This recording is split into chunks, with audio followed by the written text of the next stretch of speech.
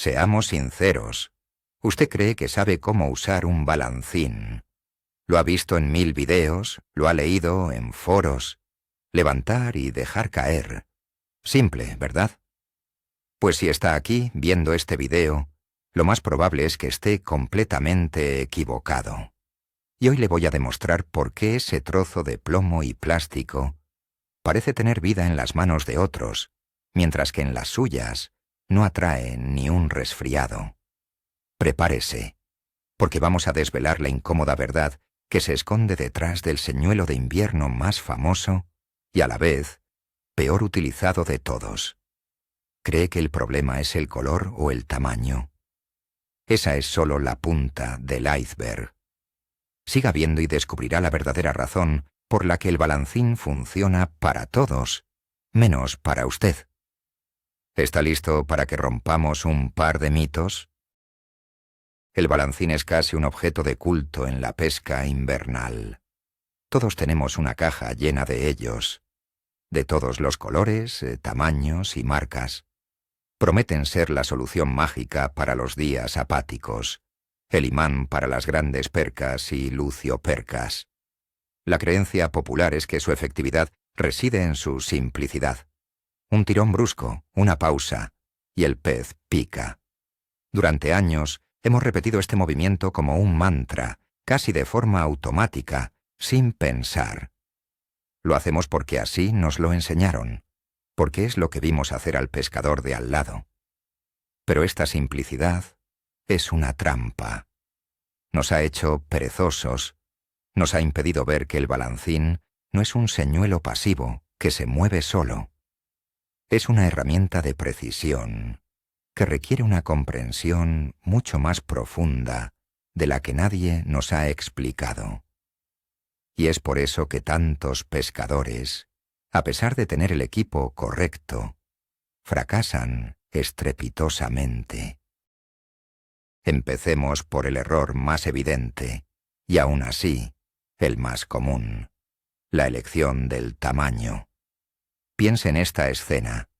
Está en un embalse conocido por sus percas de tamaño mediano, de unos 200 o 300 gramos, y usted con toda su buena fe monta un balancín de 9 centímetros que parece un submarino en miniatura. ¿Qué cree que piensa esa perca? No ve una presa fácil, ve una amenaza o algo completamente antinatural. Es como si intentáramos alimentar a un gorrión con un muslo de pollo entero. La regla no es señuelo grande, pez grande. La regla es señuelo adecuado para la presa principal del depredador en ese momento. Si las percas están comiendo pequeños alevines, un balancín de 3 o 5 centímetros será infinitamente más efectivo. Observe la naturaleza, no los catálogos de pesca. El tamaño incorrecto no solo no atrae, sino que asusta y arruina el pesquero antes de empezar. Ahora hablemos del color, ese debate eterno. Muchos pescadores se obsesionan con tener el color exacto que funcionó la semana pasada. Pero se olvidan de la variable más importante, la luz y la turbidez del agua. Un día soleado con agua clara es un escenario completamente diferente a un día nublado con agua turbia. Usar un color natural, como el de una perca o un alburno, en aguas oscuras como el chocolate, es un desperdicio. El pez simplemente no lo verá. En esas condiciones, necesita colores que contrasten. El famoso cabeza roja, el chartreuse, o incluso el blanco puro. Por el contrario, en aguas cristalinas, un color demasiado llamativo puede generar desconfianza. La clave no es encontrar un color mágico, sino tener una pequeña selección para adaptarse. Imagíneselo así. Usted no iría a una fiesta de gala con ropa de camuflaje. Pues con los señuelos es igual. Hay que vestirlos para la ocasión. Aquí viene un punto que casi nadie considera: la acción propia del señuelo. Cada balancín, dependiendo de su forma, peso y aletas, tiene un planeo único. Algunos describen un círculo amplio, otros un 8 perfecto, y algunos apenas se desvían de la vertical. El error garrafal es intentar imponerle al señuelo un movimiento que no es natural para él. Si usted tiene un balancín planeador, diseñado para cubrir mucha agua, y le da tirones cortos y secos, está matando su principal virtud. Es como tener un coche de carreras y usarlo solo para ir a comprar el pan a la esquina. Antes de usar un balancín nuevo, pruébelo en un agujero cerca de la orilla, donde pueda ver cómo se comporta. Observe cuánto tarda en volver al centro. ¿Qué tan amplio es su planeo? Conozca su herramienta antes de exigirle resultados. El movimiento correcto nace de entender y potenciar la acción para la que fue diseñado. La pausa. Probablemente el 90% de las picadas al balancín se producen durante la pausa. Y, paradójicamente, es el elemento que peor gestionamos. ¿Cuánto debe durar? No hay una respuesta única, y ahí está el problema. Muchos pescadores aplican una pausa estándar de 3 o 4 segundos y la repiten sin cesar. Pero el estado de ánimo de los peces cambia. Un día, con peces muy activos, una pausa corta puede ser suficiente para provocar el ataque. Pero al día siguiente, con peces apáticos por un cambio de presión, podrían necesitar una pausa de 10, 15 o incluso 20 segundos para decidirse. Piense en un gato jugando con un ratón. A veces, la inmovilidad total es lo que finalmente desencadena el ataque. No sea un robot. Varíe la duración de sus pausas. Si no tiene picadas, pruebe a hacer una pausa absurdamente larga. Los resultados le podrían sorprender. Hablemos de la fuerza del tirón. Vemos a muchos pescadores en el hielo que parecen estar intentando arrancar una motosierra. Dan unos tirones violentísimos, levantando el señuelo 1 metro o más. Creen que más acción es igual a más atracción. Pero en la mayoría de los casos, lo único que consiguen es asustar a cualquier pez que esté cerca y enredar el señuelo en la línea. El tirón ideal no es una cuestión de fuerza, sino de muñeca. Debe ser un golpe seco y corto, de unos 20 o 30 centímetros, lo justo para que el balancín se despegue del fondo y comience su planeo.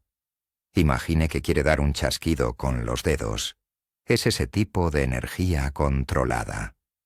Un tirón demasiado fuerte hace que el señuelo se comporte de forma errática y antinatural. Recuerde, está imitando a un pez herido, no a uno con un ataque epiléptico. En el extremo opuesto está el pescador demasiado tímido. Apenas mueve la puntera de la caña. El balancín sube unos pocos centímetros y vuelve a caer casi en la misma vertical. Esto es especialmente ineficaz con los balancines diseñados para planear. Si no le da el impulso inicial suficiente, el señuelo no tendrá energía para describir su característico 8 o su círculo. Se convierte, básicamente, en un jig vertical, perdiendo toda su gracia y su capacidad de prospección. Piense que el balancín debe alejarse del centro del agujero para atraer a los peces que no están directamente debajo de usted. Si su movimiento es solo de subida y bajada, su radio de acción es de apenas unos centímetros. Es como pescar con una caña de 1 metro en un lago de 100 hectáreas. Necesita encontrar ese punto medio. Un golpe de muñeca lo suficientemente enérgico para que planee, pero sin ser violento. El hilo que utiliza puede ser el asesino silencioso de su jornada de pesca. Muchos pescadores, por comodidad o por costumbre, usan el mismo monofilamento grueso que usan para otras técnicas. Un hilo de un diámetro de 0.25 o 0.30 en un balancín de 5 centímetros es un ancla. Le roba toda la naturalidad al movimiento, frena su planeo y lo hace caer de forma torpe, Para balancines, especialmente los de tamaño pequeño y mediano, el fluorocarbono es el rey. Es prácticamente invisible bajo el agua y al ser más rígido y denso que el monofilamento, transmite mejor el movimiento y permite que el señuelo trabaje con libertad. Use diámetros finos, desde un 0.14 para los más pequeños hasta un 0.22 para los más grandes. La diferencia en el número de picadas es abismal. Es como intentar bailar con unas botas de montaña puestas. Se puede, pero no es lo mismo. Mire el nudo con el que ata su balancín. ¿Es un nudo de presilla, como un rapala, o ha atado el hilo directamente al ojal con un nudo clinch?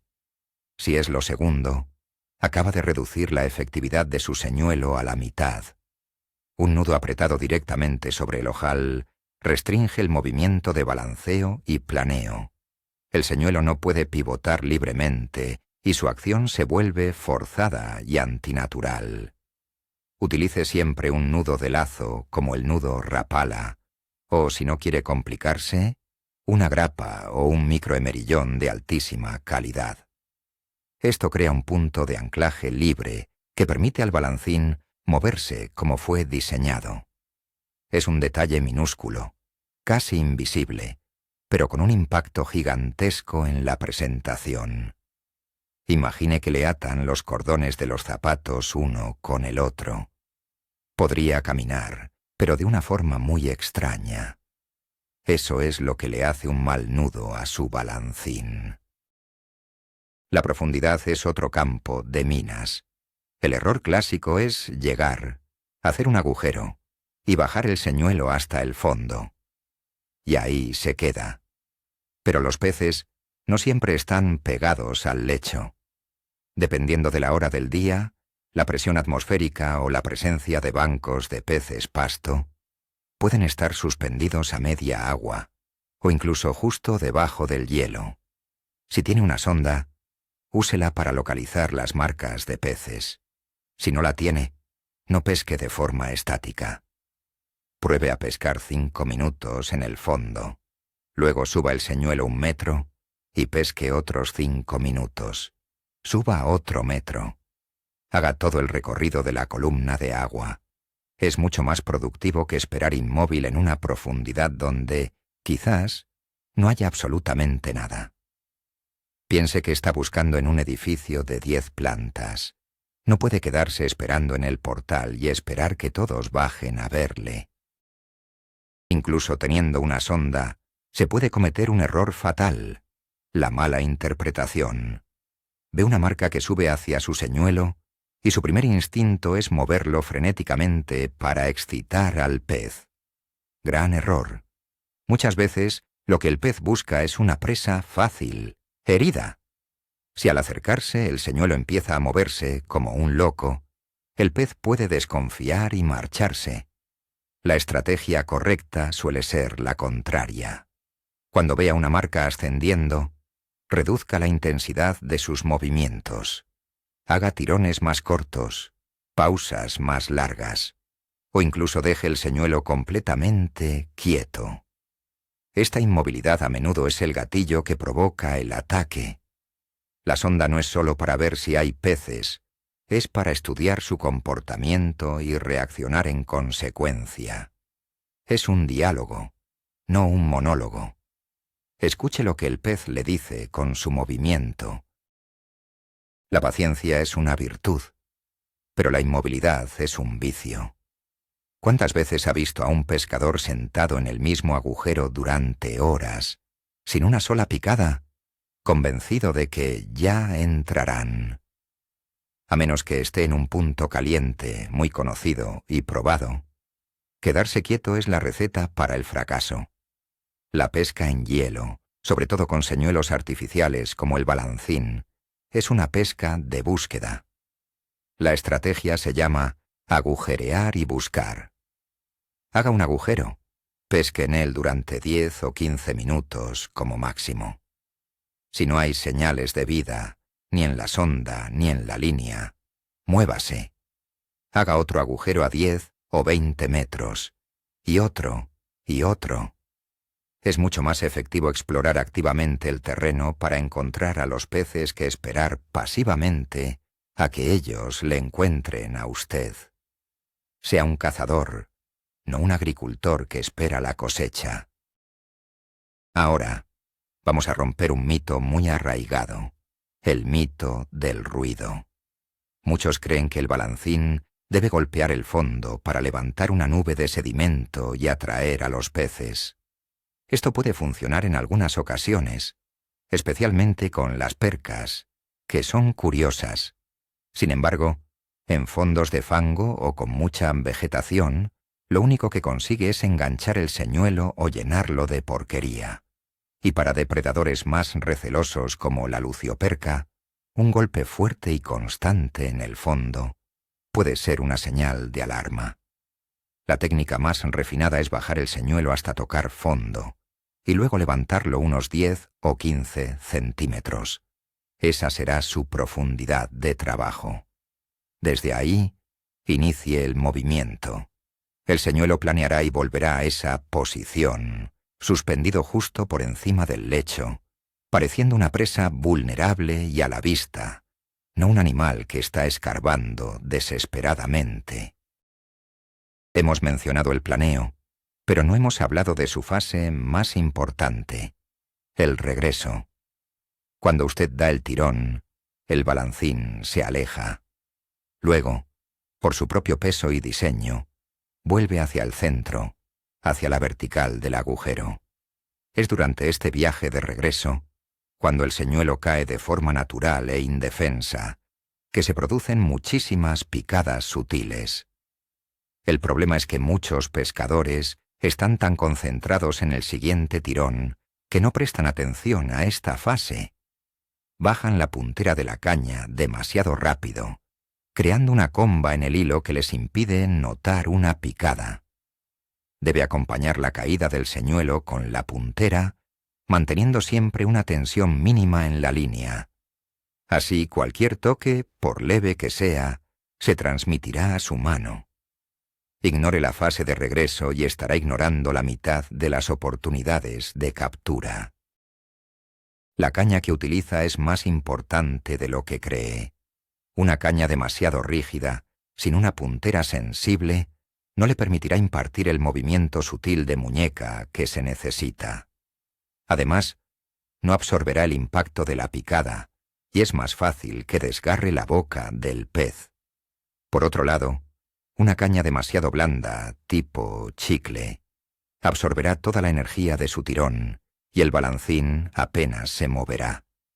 Necesita una caña específica para esta pesca, con un talón firme para tener control, pero con una puntera muy sensible, a menudo de fibra de vidrio o de carbono macizo, que actúe como indicador de picada y le permita animar el señuelo con precisión. La caña no es solo un palo para sujetar el carrete, es la extensión de su brazo y su sistema nervioso. Usar la caña equivocada es como intentar pintar un cuadro con una brocha de encalar. No se puede pescar de la misma manera a una perca que a una lucioperca. Aunque ambos pueden picar al balancín, su comportamiento es distinto. La perca es curiosa, agresiva y a menudo se mueve en bancos. Tolera movimientos más rápidos, pausas más cortas y colores más llamativos. La lucioperca, en cambio, es más cautelosa, a menudo solitaria y prefiere movimientos más lentos y planeos más largos y suaves. Con la lucioperca, las pausas largas son cruciales. A veces hay que dejar el señuelo inmóvil durante medio minuto. Si usted aplica la misma técnica universal para todas las especies, tendrá éxito con una y fracasará con la otra. Antes de empezar, decida a qué especie se dirige principalmente y adapte su cadencia, velocidad y agresividad a sus costumbres. Es como hablar en diferentes idiomas. No puede usar el mismo para todo el mundo y esperar que le entiendan. Existe un factor psicológico que puede arruinarlo todo: la pérdida de confianza. Empieza la jornada, prueba un balancín y no pesca nada en media hora. La duda empieza a corroerle. ¿Será el color? ¿Será el tamaño?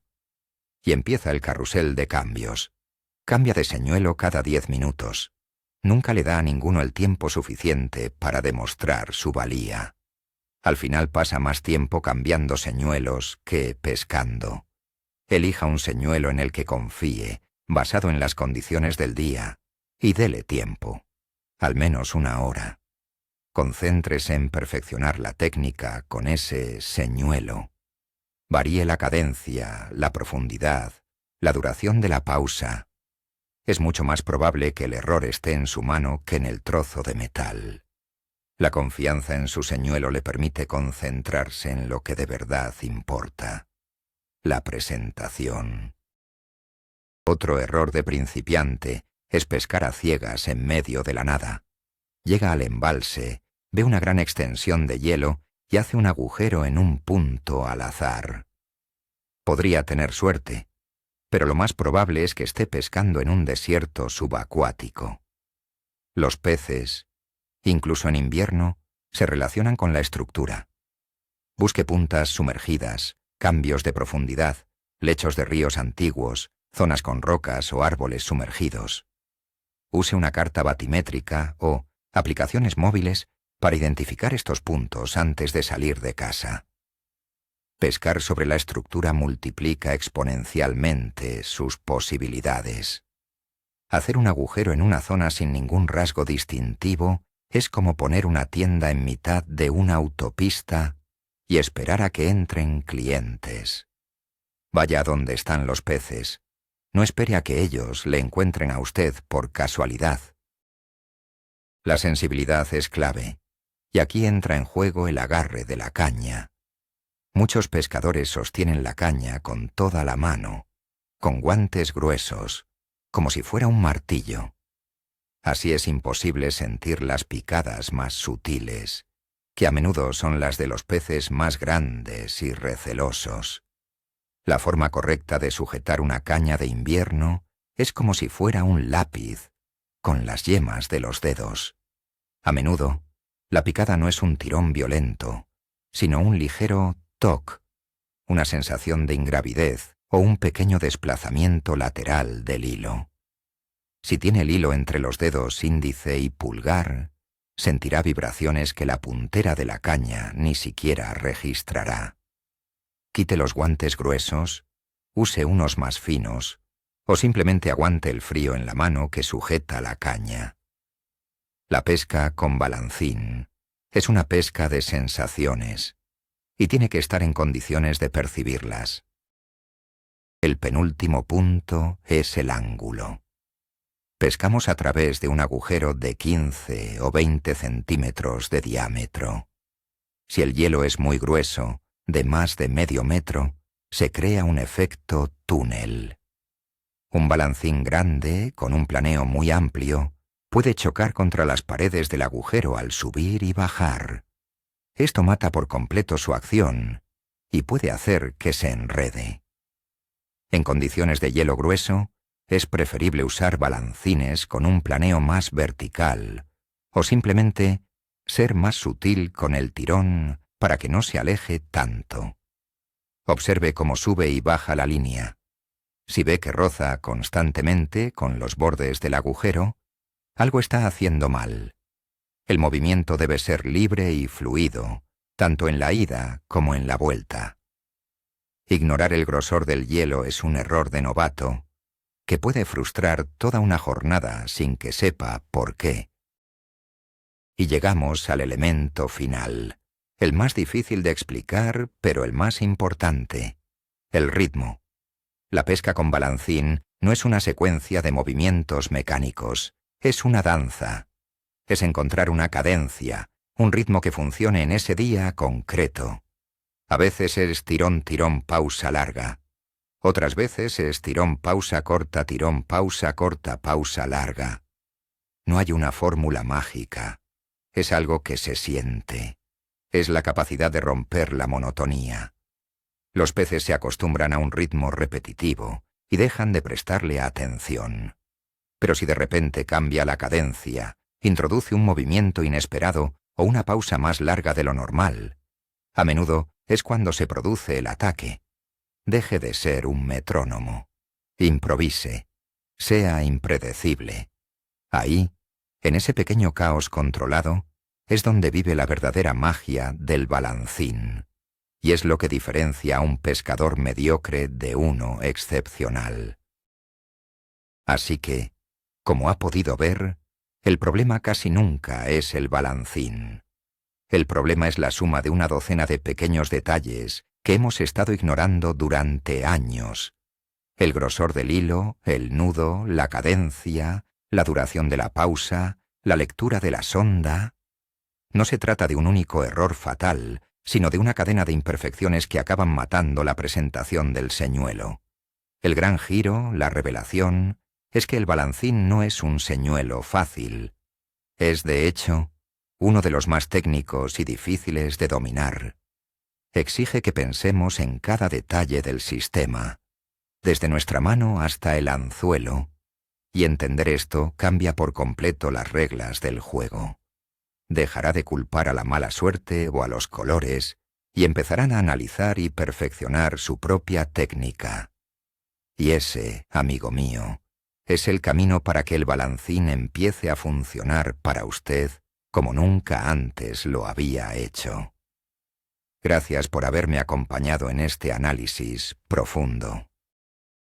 Si este video le ha abierto los ojos, le pido que nos apoye con un me gusta y que se suscriba para no perderse más secretos como este. Y ahora, quiero que sea totalmente sincero en los comentarios. ¿Cuál de todos estos errores ha estado cometiendo sin ni siquiera darse cuenta? Vamos a crear un debate honesto y aprender todos juntos.